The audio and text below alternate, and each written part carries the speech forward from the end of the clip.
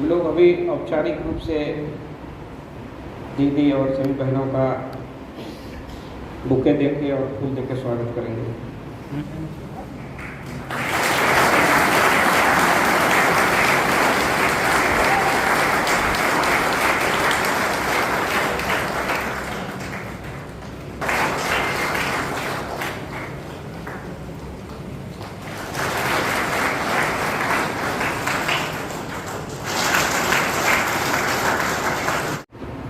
ओम शांति, ओम शांति। एक बार फिर जोर से बोलेंगे, ओम शांति। अभी अभी आप सभी ने कमांडेंट सर से जो काफ़ी बातें सुना कि आज आप सबके सामने कौन सा कार्यक्रम क्या होने वाला है और कहाँ से लोग आ रहे हैं। तो आप सभी में से सबसे पहली बार कौन लोग यहाँ पे मिल रहे हैं? कोई है जो पहली बार आज ब्रह्मा कुमारी इस बार दीदी लोगों से मिल रहे हैं? सभी लोग मिल चुके हैं? अच्छा, बहुत अच्छा। आप सब अपने लिए एक बार तालियां जरूर से बजा लीजिए।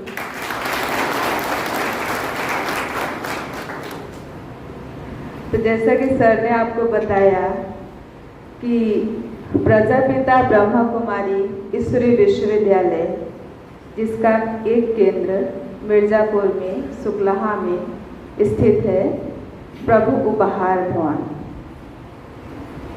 यहाँ पर आप सभी जानते हैं कि यह संस्था 1936 में स्थापित हुआ था। शुरुआत में यह संस्था बहुत छोटे स्वरूप में शुरू हुआ और यह पंजाब, हैदराबाद, सिंध में स्टार्ट हुआ था। लेकिन आज पूरे विश्व में जहाँ पर भी मानवीय सभ्यता निवास करती है, सभी जगह यह व्याप्त है, जो कि लगभग 150 देशों में और 10,000 के लगभग हमारे सेवा केंद्र हैं। वहाँ पर 15 से 20 लाख भाई बहनें नियमित अपने जीवन में शांति और सुख का अनुभव करने के लिए आश्रमों पे जाते हैं। अपने जीवन में मूल्यों को और सुखों को, आनंद को लाने के लिए रेगुलर मेडिटेशन करते हैं। इस संस्था की कई गतिविधियां हैं। इस संस्था को कई राष्ट्रीय, अंतर्राष्ट्रीय शांति दूत पुरस्कार से भी इसको नवाजा जा चुका है, संयुक्त राष्ट्र संघ के द्वारा, और भारत के कई यूनिवर्सिटीज़ के द्वारा इसको डॉक्टरेट की भी उपाधि प्राप्त हो चुकी है। इस संस्था का जो मुख्यालय है वह माउंट आबू में है। International headquarter mount Abu Rajasthan है। वहीं से पूरे विश्व भर के जितने भी सेवा केंद्र हैं उनका कार्यभार या संचालन बहुत ही अच्छे से होता है। इस संस्था की जो मुख्य संचालिका हैं वो राजयोगिनी दादी रतन मोहिनी जी हैं। यह संस्था हर मानव के स्तर में, देखिए, कोई छोटे भी हैं, कोई बड़े भी हैं, कोई सरकारी जॉब करते हैं, कोई प्राइवेट सेक्टर में जॉब करते हैं। तो हर स्तर की सेवा करने के लिए हर एक प्रकार के विंग्स बनाए हुए हैं। उसमें सिक्योरिटी विंग्स भी आते हैं, उसमें एडमिनिस्ट्रेशन विंग भी आता है, मेडिकल विंग भी आता है, उसमें जूरिस्ट विंग भी आता है, मीडिया विंग भी है, मेडिकल विंग भी आता है। ये सभी जितने भी प्रकार के विंग बनाए हुए हैं, सबका उद्देश्य है कि यह जो ज्ञान स्वयं निराकार परमात्मा धरा पर अवतरित होकर के हम सबको दे रहे हैं, जन जन को इस ज्ञान से लाभान्वित किया जाए और हर आत्मा अपने आप को उस गुणों से, शक्तियों से सराबोर कर सके। इसलिए इस प्रकार के विंग्स का निर्माण किया गया है। इस संस्था में मुख्यतः कुछ मूलभूत प्रश्नों का जवाब दिया जाता है कि हम कौन हैं। अभी सर ने बताया ना कि शांति, सुख, प्रेम ये सब धन और साधनों से नहीं मिलता है। और वैसे भी कहा जाता है कि यदि किसी के व्यक्ति के जीवन से धन गया तो कुछ नहीं गया, उसे हम प्राप्त कर सकते हैं। यदि स्वास्थ्य गया तो कुछ गया, लेकिन यदि चरित्र चला गया तो संपूर्ण जीवन चला जाता है। उसी की नीति के अनुसार यह संस्था बिलीव करती है यदि हमारे जीवन से शांति चली गई तो हमारा संपूर्ण जीवन ही चला जाता है। ओम शांति। मंच पर उपस्थित हमारे कमांडेंट सर, मिसेस विभा बहन, हमारी बहनें और सभा में उपस्थित हमारे सभी भाई, आज विशेष एक त्यौहार के उपलक्ष्य में आप सबके सम्मुख उपस्थित होने का मौका मिला और विशेष रूप से हम सभी जानते हैं भारत में बहुत सारे त्यौहार पर्व मनाए जाते हैं और उसमें लक्ष्य रहता है कि त्यौहार पर्व मना के हम मानव खुश होने की कोशिश करते हैं। त्यौहार आता है तो हम खुशियाँ मनाते हैं। कितना दिन खुशी होता है? 365 दिन में हम कितना दिन खुश रहते हैं? क्योंकि हम सभी जानते हैं कि मन का प्रभाव शरीर पर पड़ता है, जानते हैं ना सभी।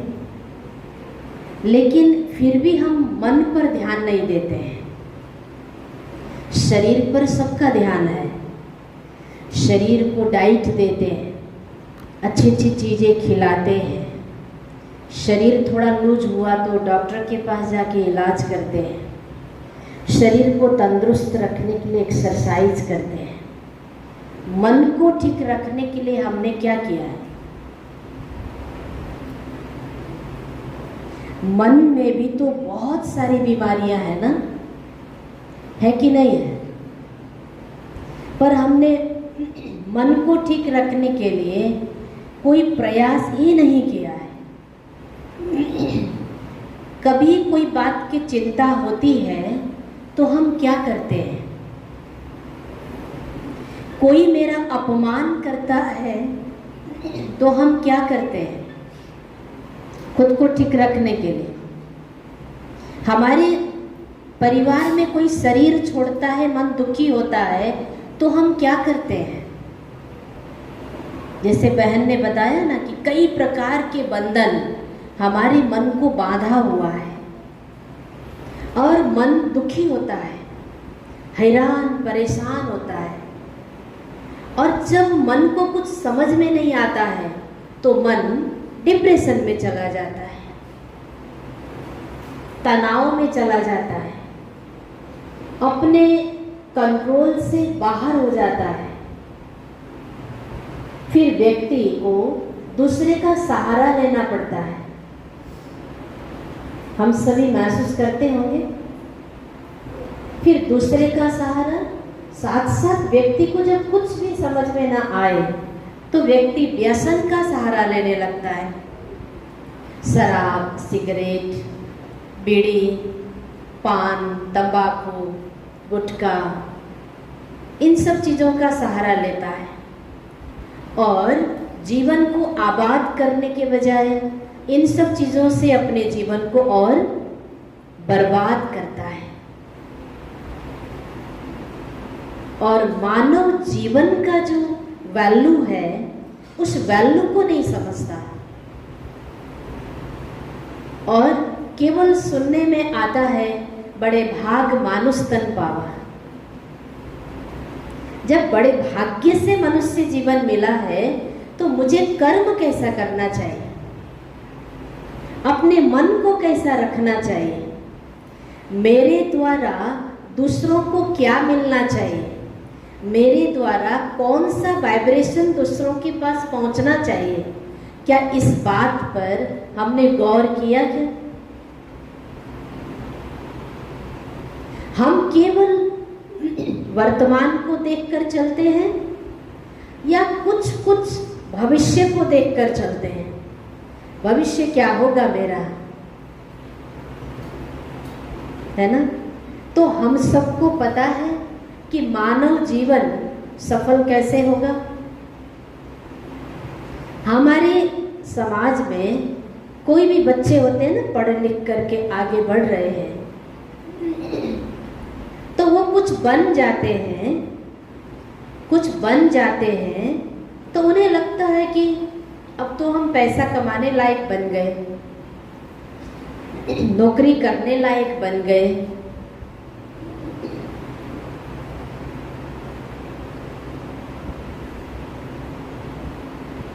अपने पैर में खड़े हो गए।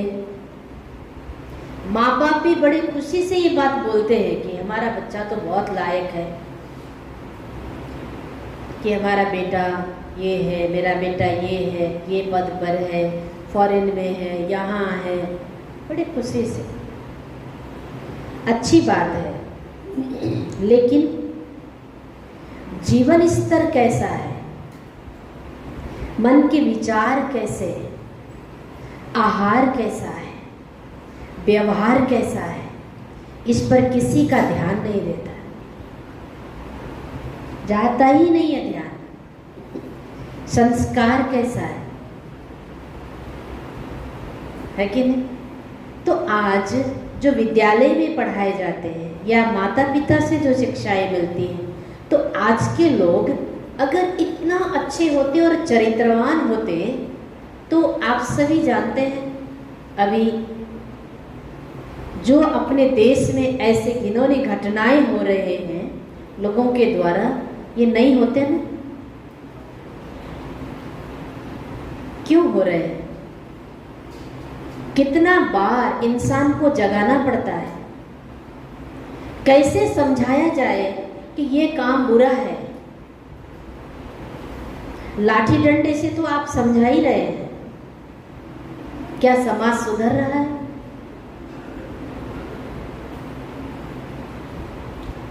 क्यों? जब तक व्यक्ति का विचार परिवर्तन नहीं होता, जब तक व्यक्ति आध्यात्मिक नहीं होता, जब तक व्यक्ति अपने जीवन के लिए कुछ सोचता नहीं, तब तक कहीं सुधरने का संभव नहीं। इसलिए ये ब्रह्मा कुमारी ईश्वरीय विश्वविद्यालय में रेगुलर पढ़ाया जाता है, रेगुलर, एक दिन भी बिना मिस किए। स्कूल की पढ़ाई जो लोग विद्यालय में पढ़ते हैं वहाँ केवल मनी माइंडेड बनाया जाता है, बस पढ़ना है पढ़ना है पढ़ना है, बस डॉक्टर बनना है, इंजीनियर बनना है, क्या बनना है क्या बनना है, वही भर दिया जाता है बस।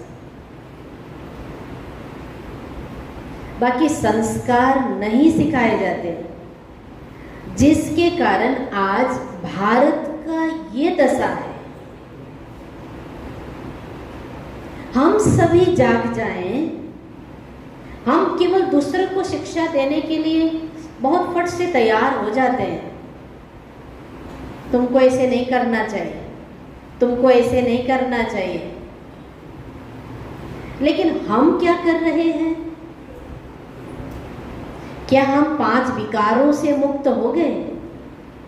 हमें पता है ना, काम, क्रोध, लोभ, मोह और अहंकार व्यक्ति के महान शत्रु हैं। हम लोगों ने कितना विजय पाया है? हम लोग सभी समझदार बैठे हैं ना, सबको पता होगा ना ये 5 विकार नहीं होना चाहिए मनुष्य के अंदर, लेकिन है ना हम लोगों के अंदर। क्यों नहीं छोड़ पा रहे हैं? क्यों? क्योंकि मानसिक जो ताकत है ना वो नहीं है। हम बहुत बार प्रयास करते हैं कि हम गुस्सा न करें, फिर भी गुस्सा आते हैं। बहुत बार प्रयास करते हैं कि हम दिखावा न करें, फिर भी दिखावा करते हैं। बहुत बार प्रयास करते हैं कि हम दुखी ना हो, फिर भी दुखी होते हैं। आखिर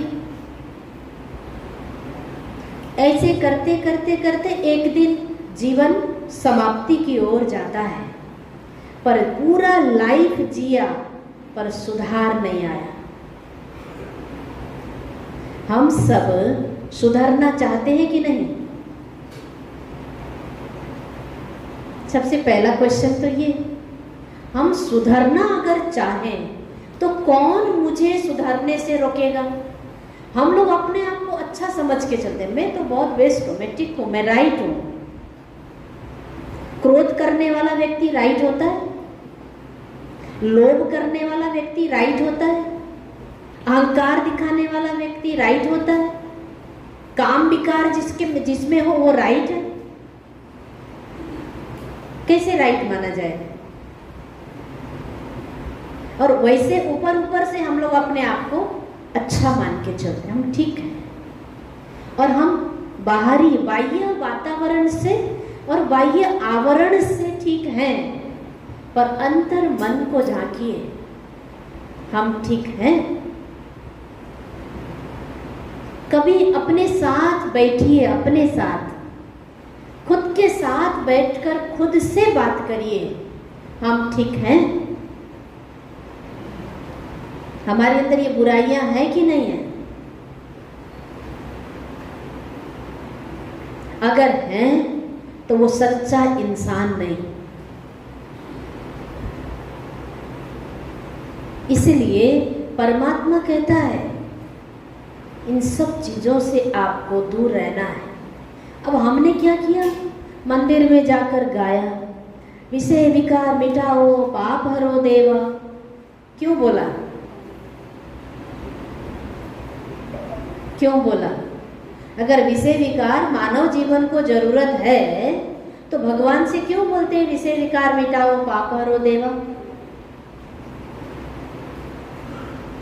क्योंकि विषय विकार मानव को पतन के गर्त पर ले जाता है, जिसका आज भारत में चारों तरफ बोलबाला है।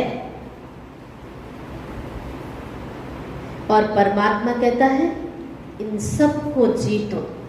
आपने गीता में सुना होगा, गीता पढ़ा होगा, कामेषु क्रोधेषु नरक के द्वार पर जाएंगे। ये गीता में लिखा है। काम महाशत्रु है, इसको जीतो। देह और देह के सब धर्मों को भूल जाओ। सर्वधर्मानि परित्यज मामेकम शरणम व्रज। ये भगवान के महावाक्य है। और हम केवल गीता को पढ़ते हैं, गीता का ऊपर से सम्मान करते हैं, गीता में लिखी हुई बातों का सम्मान नहीं करते, गीता में लिखी हुई बातों को आचरण में नहीं लाते, तो जीवन सुखी कहाँ से होगा? फिर अब कोई प्रॉब्लम आ जाती है, कोई समस्याएं आ जाती हैं, कोई दुख आ जाता है, आता तो है ही, हमेशा आएगा, ये कभी कोई रोक नहीं सकता, इसको आना ही है, आएगा। तब हम क्या सोचते हैं? कुछ ऐसा हो जाए कि ये प्रॉब्लम समाप्त हो जाए, प्रयास करते हैं ना। हम ऐसा नहीं करते कि पहले से प्रिपेयर रहे, कोई समस्या आ जाए तो मुझे कैसे टैकल करना है, इसके लिए हम पहले से हम तैयार नहीं हैं। जब आ जाता है तब हम भागने दौड़ने लगते हैं, कैसे ठीक हो। इसलिए ब्रह्मा कुमारी ईश्वरी विश्वविद्यालय में रेगुलर पढ़ाई होता है, रेगुलर। क्योंकि हम लोग ऐसे वातावरण में पल रहे हैं जहां चारों तरफ नेगेटिविटी है। पॉजिटिविटी है नहीं है ना? आपके पास पेपर आता है, सबसे गंदा मैसेज होगा सबसे फ्रंट पेज पर। उठते ही पेपर पढ़ा और सबसे पहले नेगेटिविटी अपने माइंड में डाला, और हम सोचते हैं दिन भर पॉजिटिव होने के लिए होंगे, नहीं हो सकते ना। मन को क्या देना है सबसे पहले, क्या खुराक देना है सबसे पहले, यह हमें हमेशा ध्यान होना चाहिए, है ना। तो इसलिए इस नेगेटिव भरा वातावरण में रहते हुए हमारे अंदर भरपूर पूरा फुल्ली पॉजिटिविटी आए, उसके लिए पॉजिटिविटी का सहारा लेना पड़ेगा। कहाँ पॉजिटिव बातें होती हैं, कहाँ पॉजिटिविटी है, कहाँ अच्छा वाइब्रेशन है, कहाँ अच्छे लोग हैं, कहाँ अच्छा संग है, वो हमें ढूंढना पड़ेगा। नहीं तो दुनिया ऐसी है ना, अगर आप अच्छा काम करने चलिए ना तो लोग पीछे से हंसने लगते हैं। आप अच्छा बन के, ईमानदार बन के चलिए ना, लोग पीछे से छींटाकशी करेंगे, बड़ा आया है, ईमानदार बन रहा है। ये तो दुनिया है। इसलिए परमात्मा इस समय धरती पर आकर हम सबको ये ज्ञान दे रहा है। समझ, आध्यात्मिकता का मतलब ये नहीं है कि आप बैठ के घंटों पूजा पाठ कर लीजिए, मंदिर दर्शन कर लीजिए, गीता पाठ कर लीजिए। आध्यात्मिकता का मतलब है कि आपका जो जीवन, आपका जो लाइफ स्टाइल है ना, वो आध्यात्मिक। आपके कान कैसे होने चाहिए, आपका मुख कैसा होना चाहिए, आपकी आंखें कैसी होनी चाहिए, आपका मन कैसा होना चाहिए, ये सारे पर कमांड हो आपका, उसको कहते हैं आध्यात्मिक जीवन। ऐसा नहीं मन मर्जी देख लिया और दृष्टि गंदी चली गई, किसी के तरफ गलत दृष्टि डाल दिया, किसी को मुख से कुवचन, गाली वचन बोल दिया, दुख देने वाले शब्द निकल गए, किसी से उल्टी सीधी बुराइयां सुन ली, गंदी गंदी बातें सुन ली, फिल्म पिक्चर ये वो सारी बातें। हम अपने कर्मेंद्रियों को कहाँ लगाना चाहते हैं, ये हमारे हाथ में है। तब संग अच्छा होगा, सब कुछ अच्छा होगा, तो मेरा लाइफ स्टाइल आध्यात्मिक बनेगा। तब मैं संतुष्ट, मेरा परिवार संतुष्ट, मेरे बड़े संतुष्ट, मेरे छोटे संतुष्ट, मेरे समाज में रहने वाले सब मेरे से खुश और संतुष्ट रहेंगे। ऐसा जीवन जब हमें जीना आ जाए तो समझ लीजिए परमात्मा भी संतुष्ट हो जाएगा। तब उसके लिए जीवन में सुख, शांति और पवित्रता सदा भरपूर होगा। कभी वो शांति और सुख का भिखारी नहीं होगा, है ना। इस बात पर जरूर गौर कीजिए।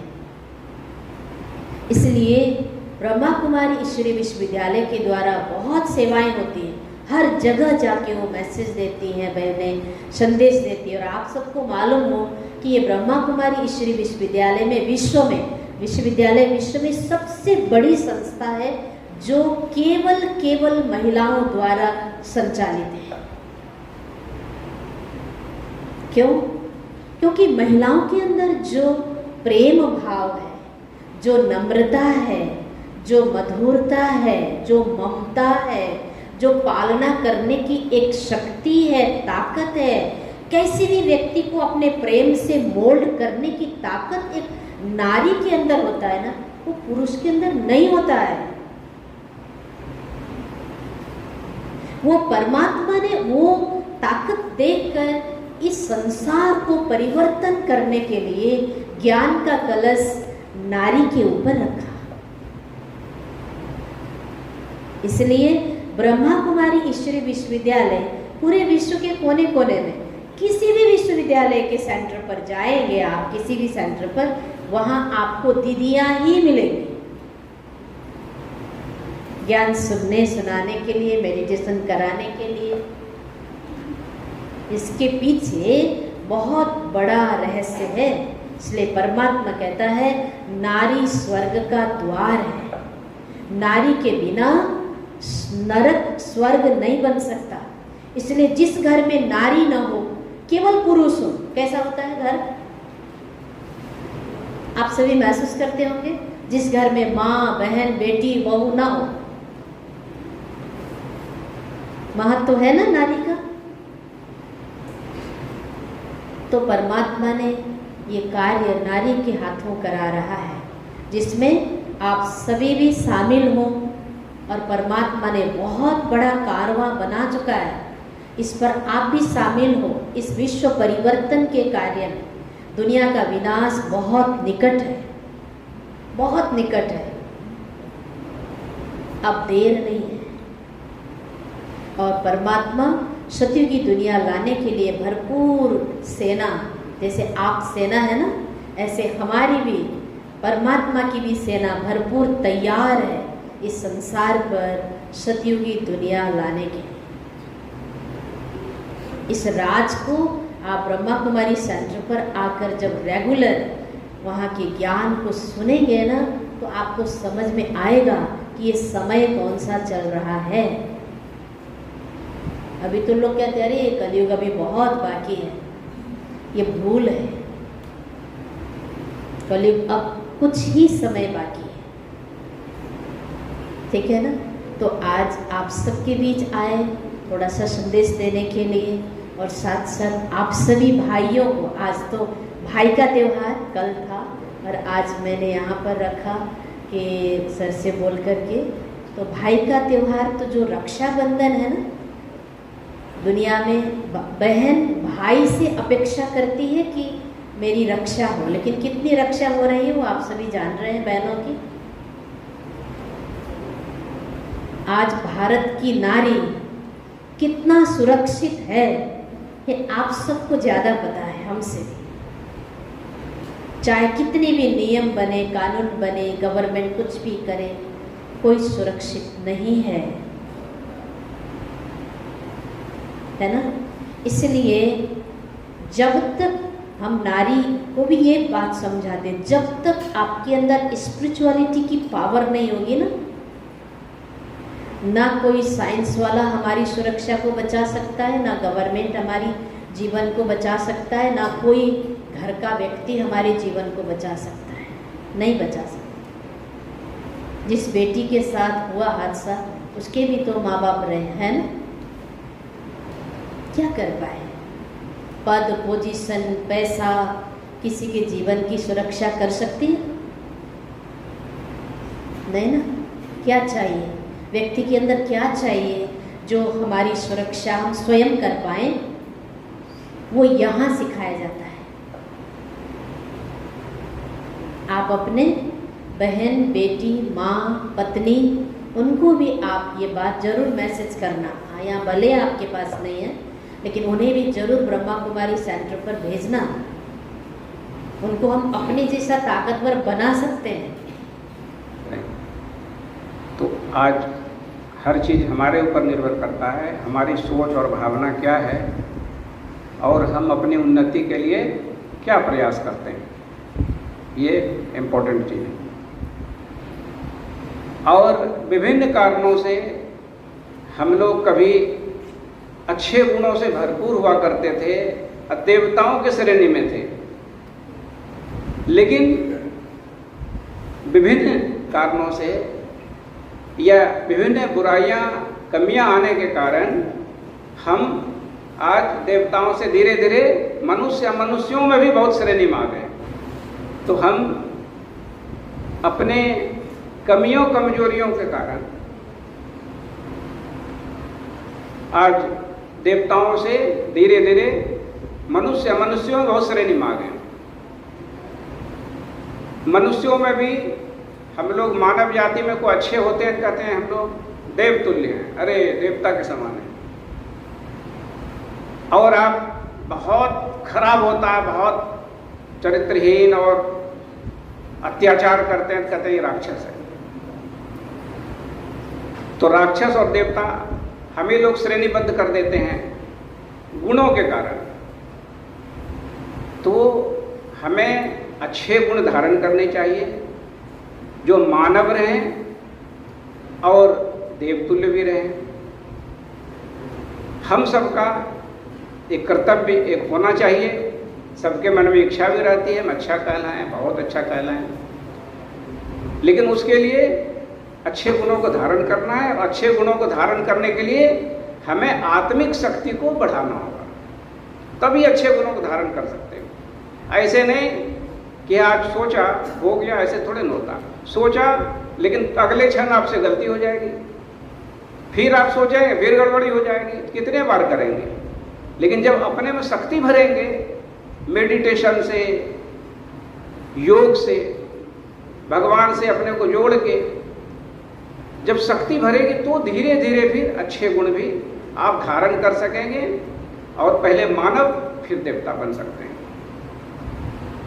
तो इस संस्था का मुख्य कार्य है हमें वो शक्ति भरना ज्ञान से, ज्ञान और ज्ञान पर फिर प्रैक्टिस करके चलकर अच्छे गुणों को भरना, जिससे हम अच्छे मानव कहलाएं। मानव तक ही हम रखते हैं। तो हर आदमी चाहता है और ये प्रयास करते हैं, और सबकी जो कॉमन चाहत है, हमें शांति मिले, संतुष्टि मिले, प्रेम मिले। तो सुख, शांति, प्रेम, आनंद, ये कुछ चीजें हैं जो सब आदमी चाहता है। वो ऐसे नहीं मिल सकती। आप प्रयास करते हैं, प्रयास करेंगे तो सिंपल तरीके से मिल सकता है, और नहीं तो बहुत साधन लेके लाखों लाख कमा के भी आदमी अशांत रहता है। अब देखिए, सुना तो होगा, बहुत सीनियर अधिकारी हैं, बहुत संपन्न हैं, बहुत अमीर हैं, लेकिन सुसाइड कर लिया। अब ये स्थिति होती है। तो साधनों से और रुपये पैसे से सुख, शांति, आनंद नहीं मिल सकता। वो तो हमारे ज्ञान बढ़ने से, हमारी समझ बढ़ने से और हमें कुछ प्रयास करने से मिल सकता है। तो संस्था का मुख्य कार्य है कि उस तरह से हमें समझाना, ज्ञान देना, फिर उस पर चलने का रास्ता बताना। तो हम सुख, शांति, आनंद को प्राप्त कर सकते हैं। अपने कमियों, बुराइयों को छोड़ने की हमें शक्ति मिलेगी, अच्छे गुणों को धारण करने की शक्ति मिलेगी। तो इस दिशा में कार्यरत हैं, कार्य करते हैं। तो आज का ये कार्यक्रम कि आपसे रूबरू होने का, कि रक्षा सूत्र भी बांधी जाएगी, कुछ अच्छी बातें, अच्छी चर्चा भी की जाएगी। तो आज का ये कार्यक्रम है। आप लोग ध्यान से, शांति से बैठिए और फिर आगे का कार्यक्रम होगा। अब मैडम कमांडेंट से मैं रिक्वेस्ट करूंगा कि आप भी शुभकामनाएं दीजिए इस मौके पर। ओम शांति। आप सभी को रक्षाबंधन की हार्दिक शुभकामनाएं, बहुत बहुत बधाई आज के दिन की।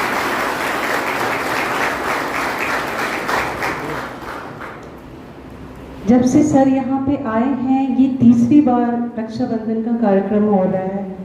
कितने ऐसे लोग यहाँ बैठे हैं जो पहले भी अटेंड किए हैं? कोई हाथ खड़ा करेंगे? कितने लोग हैं? बहुत कम लोग हैं, बाकी सब नए हैं। ये तो मैं देख रही हूँ।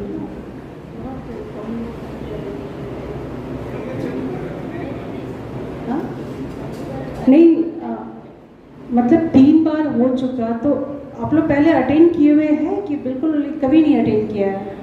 तो बहुत कम संख्या दिख रही है। पहले जो अटेंड किया वो हाथ उठाओ। पहले अटेंड कर चुके हैं जो डाउन, जो फर्स्ट टाइम कर रहे हैं अटेंड, फर्स्ट टाइम हाथ उठाइए।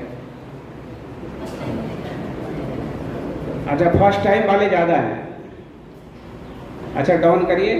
जो पहले भी कर चुके हैं यहाँ अटेंड, उसको हाथ उठाओ। अच्छा, डाउन। ठीक है, ठीक है। वो कंपनी चेंज होती है ना, कंपनी चेंज होती है। मेरा पूछने का मकसद ये था कि हम लोगों ने कई बार कार्यक्रम, जैसे दीदी को बुला करके कई बार दीदी यहाँ पर आई, कई कार्यक्रम हुए यहाँ पे। तो कितने लोग ने ब्रह्मा कुमारी संस्था से अच्छा सही परिचय मिला या नहीं मिला? कितने लोग मतलब समझे इस संस्था को? वो हाथ खड़ा करेंगे। बहुत इस संस्था का अभी भी दीदी बता रही थी। तो इस संस्था का परिचय आप लोग को सही से समझ में आया? आपको क्या लगता है? बहुत से लोग ये बोलते हैं कि बहुत सारी संस्था है, वैसे ये भी ठीक है, पर मैं ये बोलना चाहती हूँ क्योंकि बार बार मेरा मन होता है कि आप लोग ठीक से समझे इस बात को कि आज दीदी ने कितनी बातें भी बताई कि हमारा आध्यात्मिक होने का क्या मतलब है। हमारी पद पोजीशन, जैसे कि हम जीवन में एक मकसद रखते हैं, पढ़ लिख करके ये बनना है, परिवार की जीविका चलानी है, अच्छे जॉब लेने हैं, वो है एक जीवन के लिए। लेकिन हम मनुष्य का, हमारा क्या मकसद है जीवन का, ये समझना ही आध्यात्मिक है, आध्यात्मिक होना है। हमारे जीवन का क्या मकसद है। ये चीज़ें तो एक जन्म के लिए होती है, लेकिन हमारा मन से हमारा व्यवहार, कैसी हमारी स्थिति होनी चाहिए, कैसे हमारे कर्म होनी चाहिए। क्योंकि आज बार बार मैं समाज परिवर्तन की बात मैं भी करती हूँ, क्योंकि मेरे मन में बार बार यही बातें आती है और इसी की डिमांड है कि समाज में जो अपराध हो रहे हैं, मैं फिर से रिपीट करती हूँ, अभी इतनी बड़ी घटना घटी तो किसका परिचय था।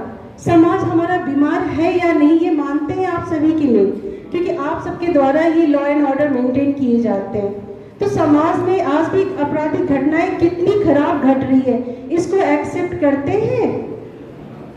तो जरूरत है कि नहीं आज आध्यात्मिक ये ज्ञान को समझने की, इसकी बात को समझते हैं तो कितने लोग आगे आएंगे इस संस्था से जुड़ने के लिए।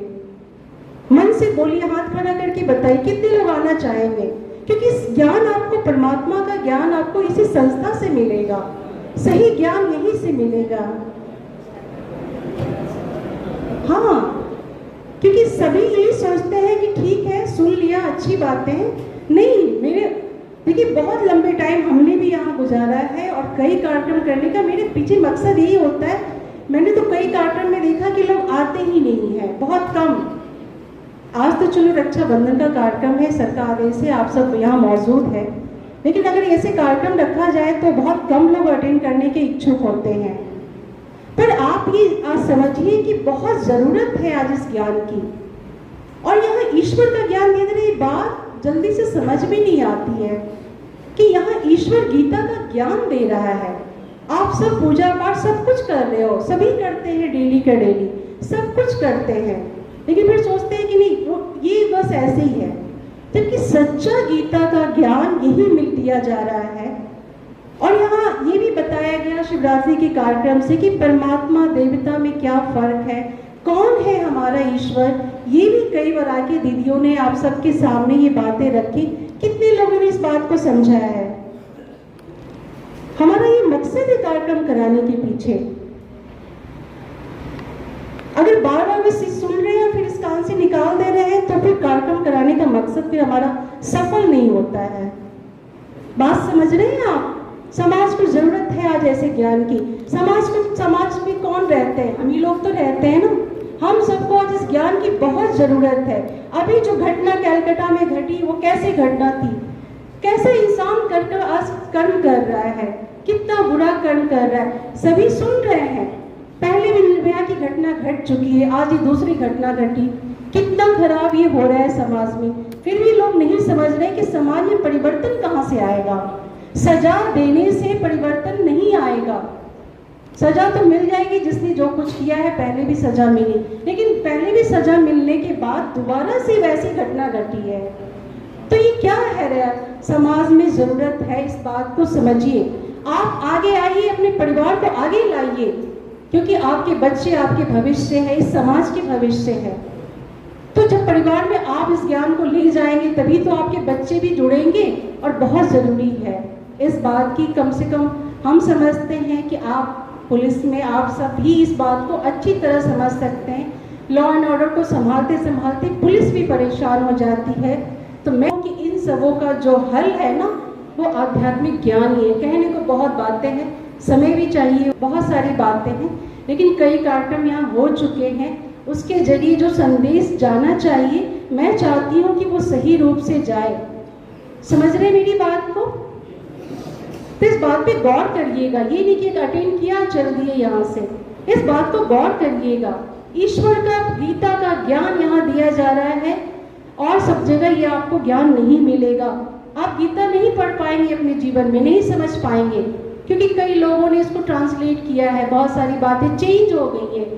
पर सच्चा गीता का ज्ञान यहाँ मुरली के द्वारा दी जाती है, जिसके लिए कि हम डेली हम लोग जाते हैं सेंटर। क्यों दौड़ दौड़ के जाते हैं? कहा गया है ना कि कृष्ण जी की मुरली सुनने के लिए गोपियां दौड़ती थी। भावार्थ नहीं समझा हम सभी ने, हम भी नहीं जानते थे। एक्चुअल में ईश्वर जो मुरली चला रहा है ज्ञान की मुरली सुनने के लिए, इसीलिए तो हम दोनों दौड़ दौड़ के डेली जाते हैं। जानते हैं ना सभी क्यों दौड़ते हैं डेली के डेली? बात को समझिए। ऐसा नहीं कि अरे सर जुड़े हैं ठीक है उनको अच्छा लगता है, ऐसी बात नहीं है। हम चाहते हैं, मेरी दिली तमन्ना है कि आप सब इस बात को समझिए, ठीक है? चलिए, तो बहुत बहुत बधाई। और दीदी आज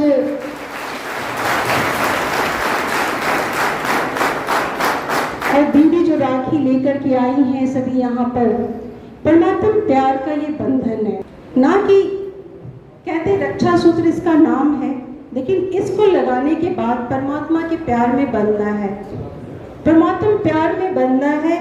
और ईश्वर के ज्ञान सुनने के लिए दौड़ लगाइए, उस ज्ञान मुरली को सुनने के लिए दौड़ लगाइए, तब हम समझेंगे कि आपने समझा। तो ये रक्षा सूत्र दीदी ने कहा कि हमेशा बांधे रखना है और ईश्वर के करीब समझना है ना? ईश्वर का दिया हुआ, ईश्वर हर समय सामने तो हो नहीं सकता, तो ये धागा हमें बार बार याद दिलाएगा, इस संकल्प हमें बार बार याद दिलाएगा कि हम ईश्वर के साथ हैं, और हर बार उनको याद करते रहेंगे, हमारी बुद्धि चेंज हो जाएगी। फिर ये जो ज्ञान है ना, हम जल्दी जल्दी नहीं समझते हैं, वो समझ में आने लगेगा। जब हम उनसे करीब समय अपने आप को महसूस करेंगे परमात्मा के करीब, तो सारी बातें उनकी जो बता रहे हैं वो समझ में आने लगेगा। हम अच्छे बनेंगे, हमारा समाज बदल जाएगा, सब कुछ अच्छा हो जाएगा। आज जो घटनाएं हो रही है, हम नहीं चाहते हैं ऐसी घटनाएं घटे। हमारी बेटियां हैं, हमारे ही परिवार के लोग हैं, आज हमारे किसी परिवार की तो घटी है ना, उस परिवार की क्या हालत है, खुदा न करे किसी और घर का, मतलब किसी और परिवार से ऐसी चीजें उसके संग ऐसा इतना बुरा हो जाए। कहने का अर्थ है कि सब लोग सुरक्षित हो, एक के साथ घटी तो क्या हुआ, पर ऐसी घटनाएं समाज में होनी नहीं चाहिए, क्योंकि हमारे समाज का वातावरण बदला हुआ है और इसको परिवर्तन कौन करेगा? हम सब मिलकर करेंगे। हमारे सोचे हुए शब्द वो परिवर्तन करेंगे, वायुमंडल तैयार करेंगे। तो इस वायुमंडल को तैयार करने के लिए अकेले से नहीं होगा, आप सबों के शुभ संकल्प, शुभ भावना होनी चाहिए। उसके लिए कहीं जाने की जरूरत नहीं है। आप जहाँ जो कर्म करते हैं, हर कर्म करते हुए मन से हमेशा शुभ भावना देते रहिए, सबके प्रति कल्याण की भावना रखिए। यही हमारा आध्यात्मिक होने का अर्थ है। हम आध्यात्मिक हैं, बाकी तो हम बाद में हैं। कोई जिस पोस्ट पे है, चलो उसका नाम है, आप इंस्पेक्टर हो, आप IPS हो, आप कुछ भी हो, वो बाद में है। पहले हम इंसान हैं, आध्यात्मिक है, और हमसे कोई बुरा कर्म होना नहीं चाहिए। ये वातावरण बनाना है, हम बुरे नहीं है कह रहे हैं। कुछ एलिमेंट तो है ना समाज में, उस एलिमेंट को हटाने के लिए, क्योंकि समाज स्वस्थ तब तक नहीं कहलाएगा अगर हमारा एक अंग बीमार पड़ता है तो हम स्वस्थ कहलाते हैं कि नहीं, अस्वस्थ है हम, एक अंग हमारा दुख रहा है तो हम कहते हैं हम अस्वस्थ है। समाज के कुछ एलिमेंट जो ऐसे हैं, जो क्रिमिनल माइंड के हैं, उसकी वजह से हम जिस समाज में रहते हैं, हम भले अच्छे हैं लेकिन वो समाज स्वस्थ नहीं कहलाएगा, राइट? तो समाज को स्वस्थ करना है, क्योंकि उसी समाज में हमें सांस लेना है। तो समाज को स्वस्थ करना है, जैसे कहते हैं कि ऑक्सीजन का अच्छा फ्रेश ऑक्सीजन चाहिए तो पेड़ लगाओ, है ना? वैसे ही समाज का वातावरण बहुत अच्छा और लोगों के बुरे माइंड ना हो ऐसे, तो उसके लिए भी हमेशा शुभ भावना, शुभ कामना, कल्याण की भावना ये रखनी होगी, लानी होगी। सब लोग लाएंगे, वातावरण बदलेगा, फिर ऐसी घटनाएं बंद हो जाएंगी और हमारा समाज एक अच्छा समय आ जाएगा। जो बुरा समय अभी चल रहा है, दीदी ने बहुत सारी बातें आपको बताई, विनाश नजदीक है। इन बातों को समझिए कि बार बार ये बातें आती, विनाश नजदीक है। कैसा विनाश? कुछ लोग हंस पड़ते, क्या विनाश की बातें करते हो? जो बाहर अभी जो समय अभी चल रहा है, देख रहे हैं ना बाहर के देशों में क्या हो रहा है। बस परमाणु बम फटने भर की देर है, बहुत कुछ बदल जाएगा। तो समय बदल रहा है, इस बात को भी समझिए, समय की नज़ाकत को समझिए। बहुत नाजुक समय चल रहा है, कहीं भी कुछ अच्छा नजर नहीं आ रहा है, ठीक है ना? तो आप सब जितनी शक्ति अभी यहाँ पर बैठे हैं, सभी एक एक शक्ति मिल जाए तो बहुत बड़ी शक्ति डेवलप हो जाएगी, समाज में परिवर्तन आ जाएगा। तो मैं यही कामना करती हूँ, आज ये परमात्मा प्यार का बंधन में आप बंध जाए, अपने आप को परिवर्तन कर डालिए। आज के कार्यक्रम के बाद जो जैसे है वैसे है, लेकिन अब इंसान के अंदर जब बदलाव आता है ना, खुद में बहुत ताजगी, बहुत एनर्जी महसूस होती है। उस एनर्जी को लाइए, देखना सब कुछ अच्छा हो जाएगा। ओम शांति। Thank you.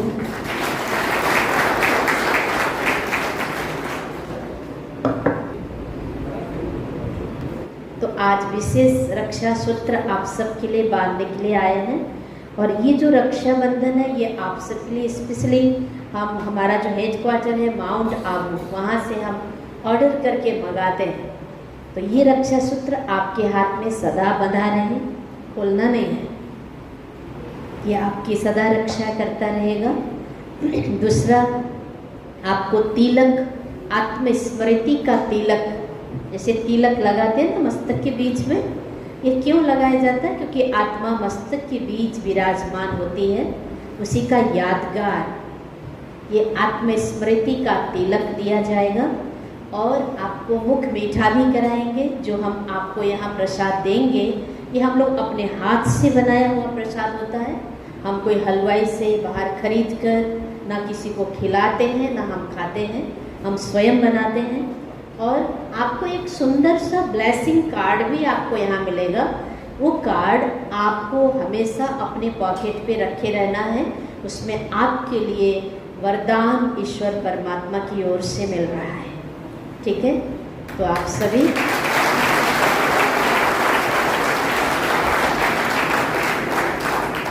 दो मिनट के लिए हम सभी साइलेंट बैठेंगे। एक सुंदर सा भजन बजेगा, एकदम कीप साइलेंस। साइलेंस का मतलब केवल शरीर को साइलेंस नहीं करना है, शरीर से तो आप साइलेंस में बैठे ही हैं। साइलेंस मतलब मन को साइलेंस करना, मन को यहाँ वहाँ विचलित होने से कंट्रोल करना और अपने आत्म स्थिति में टिकना। मैं आत्मा एक लाइट हूँ, ज्योति हूँ और मस्तक पर विराजमान हूँ। इस स्मृति से आप एकदम अपना ध्यान मस्तक पर केंद्रित करते हुए बिल्कुल साइलेंस में बैठना। जब आप ऐसी स्थिति में बैठते हैं तो आपके अंदर एक ऊर्जा का संचार होता है। आत्मा से ही शरीर को ऊर्जा मिलता है ना, आत्मा निकल जाती है तो शरीर, सभी को पता है। तो आत्मा से ही शरीर को ऊर्जा मिलता है। तो हम आत्मा को ऊर्जावान बनाने के लिए केंद्रित होना पड़ता है स्वयं में और परमात्मा में। तो थोड़ी देर 2 मिनट हम सभी ध्यान में साइलेंस में बैठेंगे, उसके बाद कार्यक्रम आगे का शुरू करेंगे। ओम शांति।